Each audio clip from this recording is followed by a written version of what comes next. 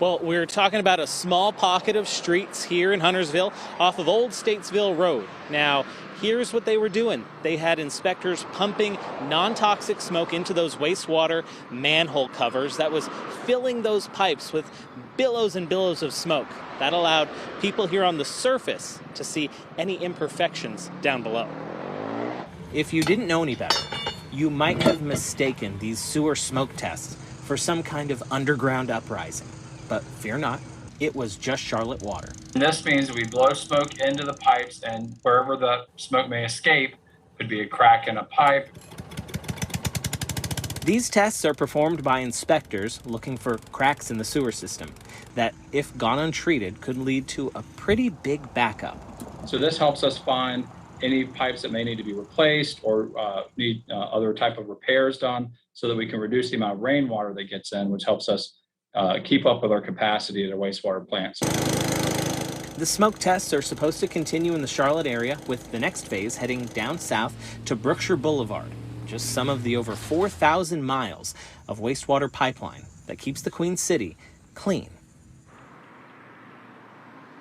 So to give you an idea of what 4,000 miles looks like, if you took every sewer pipe in all of Charlotte and you laid it end to end, and you would probably end up in Alaska, I'm told, from Charlotte water. Now, as for those continued tests, you do need to keep something in mind. If they do get to your area and you see smoke coming out of your drains, do not worry.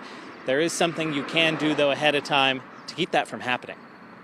But it certainly could be a concern if someone saw it coming in their house all of a sudden, which is why we encourage people to pour roughly a gallon of water in any floor drain. Could be in their basement, any bathrooms that they do not use, or showers that they do not use, just so that we have water in those traps inside the plumbing so that the smoke will go through the air of the house vent on top of their house instead of inside the house.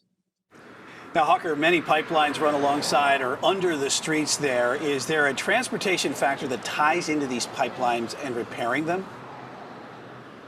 Well, I would not be here if there wasn't. So let me tell you about roads and pipelines. So when those pipelines are going to be dug up under a road or beside, like you said, Charlotte Water likes to pair with CDOT or whoever maintains the roads here to make sure they're not digging up freshly poured concrete or pavement, so that there's not any real double work being done, Brian.